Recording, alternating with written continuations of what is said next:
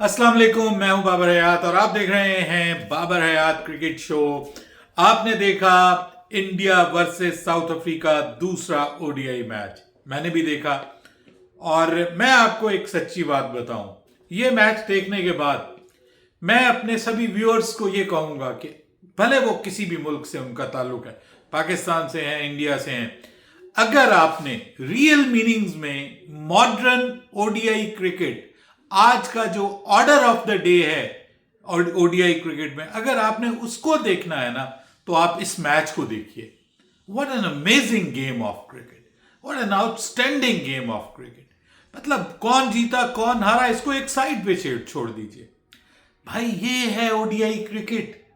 ये वो ODI cricket है जिसके लिए हम चाहते हैं कि हमारा पाकिस्तान इस तरह की ओडीआई क्रिकेट खेले जो हमें गुज़िश्ता रात देखने को मिली है between south Africa and India. दुनिया की दो टॉप की टीम्स जब एक दूसरे के साथ मद्दे मुकाबिल होती हैं, रियल मीनिंग्स में टॉप की टीम, जिसमें एक से बढ़कर एक खिलाड़ी जो है वो एक दूसरे का मुकाबला करता हुआ दिखाई दे रहा है, वो टीमें जब एक दूसरे के मद्दे मुकाबिल आती हैं तो भाई इस तरह का मैच होता है।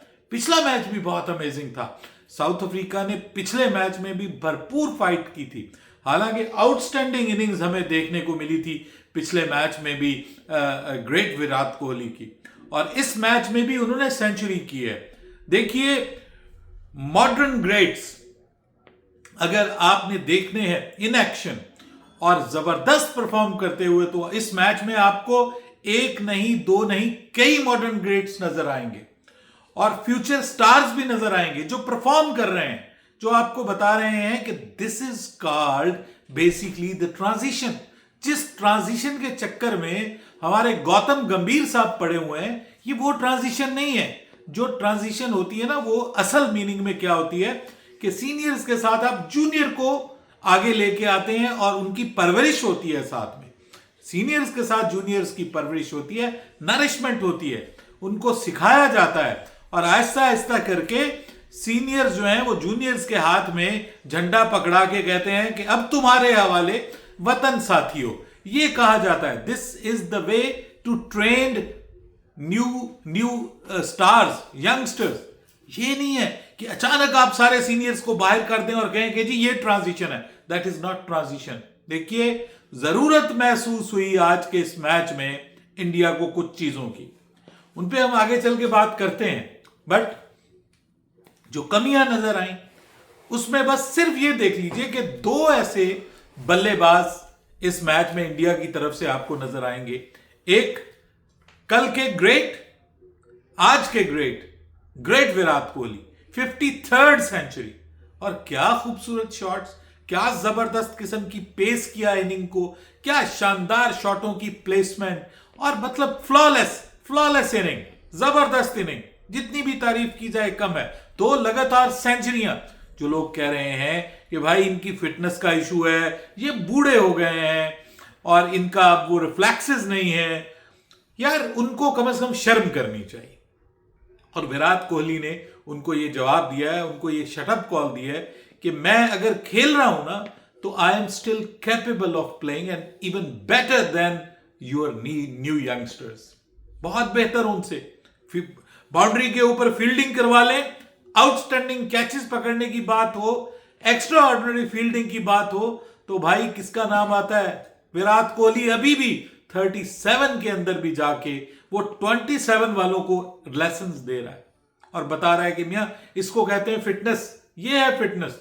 इवन मैं समझता हूं कि रोहित शर्मा ने भी अपनी फिटनेस को इंप्रूव किया है, सिर्फ दुनिया को यह बताने के लिए कि मियां तुम हमें झाड़ू फेर के बाहर निकालना चाह रहे हो, एक स्वीपिंग स्टेटमेंट देना चाह रहे हो कि भाई इनका जो है वो अब क्रिकेट खत्म होगी। हमारी क्रिकेट खत्म नहीं हुई। आप लोग डिसरिस्पेक्ट कर रहे हैं इतने बड़े स्टार्स की। तो देखिए, एक तरफ ग्रेट विराट कोहली, एक तरफ ऋतुराज गायकवाड़। इसके बारे में मैं अक्सर कहता हूं कि ये वो बंदा है कि जो मिडिल ऑर्डर में आपके लिए फ्यूचर स्टार बन सकता है, लेकिन ये ऐसे नहीं होगा कि आप किसी मैच में उसको खिलाएं फिर बाहर कर दें, किसी सीरीज में खिलाएं फिर बाहर कर दें, फिर ए टीम के साथ भेज दें। जब आप किसी को कंसिस्टेंट मौके नहीं देंगे तो फिर आपके साथ ये यही होगा। ठीक है, लेकिन सर उसके बाद क्या हुआ, 300 आई थिंक 284 थे जब जो है वो 39वें ओवर में जब विराट कोहली आउट हुए, 284। और उसके बाद आप देखिए कि 11 ओवर्स में सिर्फ 358 तक स्कोर पहुंचा पाए हैं, सिर्फ 70, 72, 74 रन बना पाए हैं, बाकी सब। हालांकि उसमें आखिरी ओवर में आपने देखा कि केएल राहुल ने 18 रन मारे हैं, उसके बावजूद आप कहां पे, आप शॉर्ट रह गए हैं। जब 24 गेंदों पे, जब 27 गेंदों पे आई थिंक 24 गेंदों पे 27 या 27 गेंदों पे 24 बनाएगा रविंद्र जडेजा, तो फिर सवाल तो उठेंगे मियां। 27 गेंदों पे 24, और फिर देखिए 8 गेंदें खेल के सिर्फ 1 रन वाशिंगटन सुंदर। बड़े सवाल है ना कि बाकी प्लेयर्स क्यों नहीं कुछ कर पाए, बाकी लोग जिन्होंने फिनिश करना था। और यहां पे मैं समझता हूं कि ये 400 रन वाली पिच थी, इस पे आप 400 रन बना सकते थे, 400 रन बनाने चाहिए थे, कम से कम 100 रन तो बनते हैं ना, आखिरी 10 ओवर्स में तो 100 रन बन जाते हैं यार, पाकिस्तान जैसी टीम बना लेती है। तो आप तो दुनिया की मोस्ट टॉप टीम में से एक हैं, ठीक है, you are on the top of the table, आपसे ये एक्सपेक्ट करते हैं कि आप ये करें। लेकिन आपने जब बल्लेबाजी नहीं खिलाने, जब आपने 3 स्पिनर 3 फास्ट बॉलर्स के साथ जाना है, और आपने लूले लंगड़े अपने प्लेयर्स को खिला के उनसे जो है वो आपने काम करवाना है, और कोशिश करनी है कि यही बल्लेबाजों के तौर पे इस्तेमाल हो जाएं, जब आप सिर्फ इस वजह से कि कहीं श्रेयस अय्यर टीम का हिस्सा ना बन जाए, कहीं उसको मौका ना मिल जाए, कहीं वो परफॉर्म ना कर ले, तो ये ना हो कि जो मेरे जो है वो लौंडे लपाड़े जो है उनको कहीं टीम से बाहर ना कर दिया जाए, और मेरी चुदराहट जो है वो खत्म ना हो जाए। तो जब ये खौफ हो आपके दिमाग में, फिर टीम आगे नहीं आती, फिर आपकी अपनी अना, आपकी जिद आगे आती है। अब आप देखिए ना, मोहम्मद शामी कहां है, नहीं उसको टीम में नहीं लेके आना। श्रेयस अय्यर कहां है, उसको टीम में नहीं लेके आना। हमने गुजारा करवाना है, हमने जो है वो आधी से ज्यादा टीम बॉलर्स ऑलराउंडर्स के ऊपर, यही हमने टेस्ट में गलती की, वही हम गलती यहां पे करने जा रहे हैं। लेकिन sir credit goes to another modern great Markram, क्या शानदार किस्म की उसने जो है वो बल्लेबाजी की है।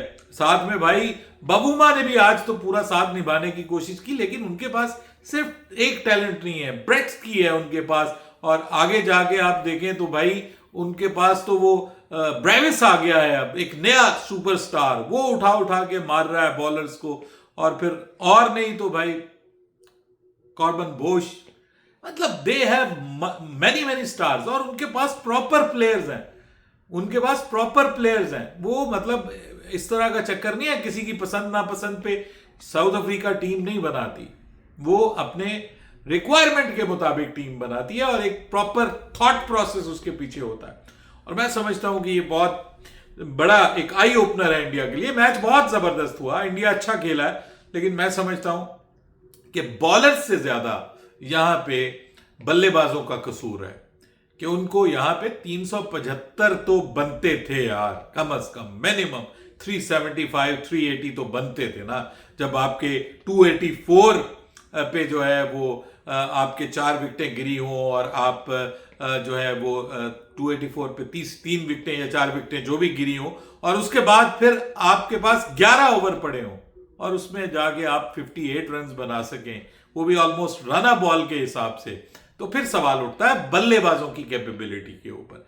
पहले ये जो लोग हैं इन्होंने तो कमाल किया है, इनकी जो सेंचुरीज हैं वो बहुत आउटस्टैंडिंग है। विराट कोहली ने अपनी जगह जवाब दिया, उसने भी अपनी मेडन सेंचुरी स्कोर की।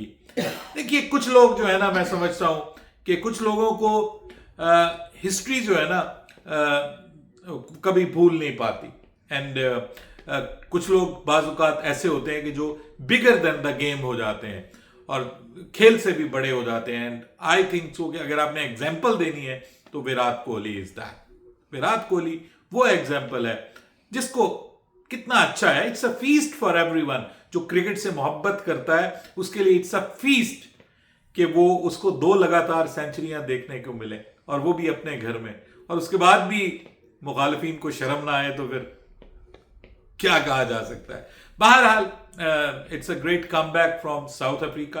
उनको क्रेडिट जाता है, जिस तरह से उन्होंने जबरदस्त तरीके से इस मैच को वो आगे लेकर के गए और सभी ने अपनी अपनी जगह इसमें रोल प्ले किया and they have done it. Now एक एक से सीरीज बराबर, अब आखिरी मैच जो है उसमें फैसला होगा कि who is at the top in white ball cricket, specially ODI cricket. बहरहाल अब आगे T20 सीरीज स्टार्ट होने जा रही है, उसका स्क्वाड भी आ गया। अच्छी खबर है इंडिया के लिए कि हार्दिक पांड्या की वापसी हो रही है इंडिया में, और ये बहुत बहुत बड़ा बैलेंस है। आपको पता है बैलेंस आउट था एशिया कप से, जो इंडिया की टीम में जो है वो बैलेंस आउट हुआ, और वो बैलेंस जो है वो अब जाके दोबारा टीम बैलेंस होने जा रही है, क्योंकि एक बहुत जबरदस्त ये अपना रोल प्ले करते हैं हार्दिक पांड्या टीम इंडिया में, खासतौर पे T20 में। तो ये अच्छी खबर है उनके लिए।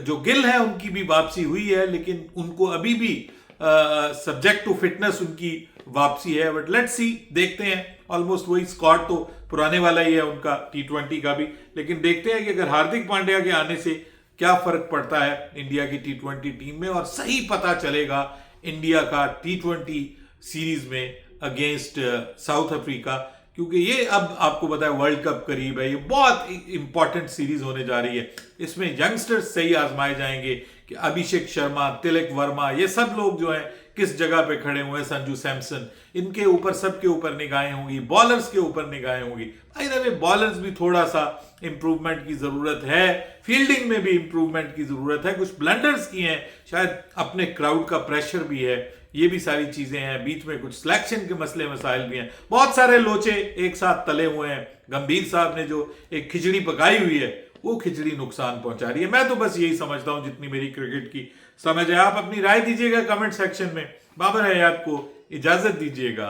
अल्लाह हाफिज।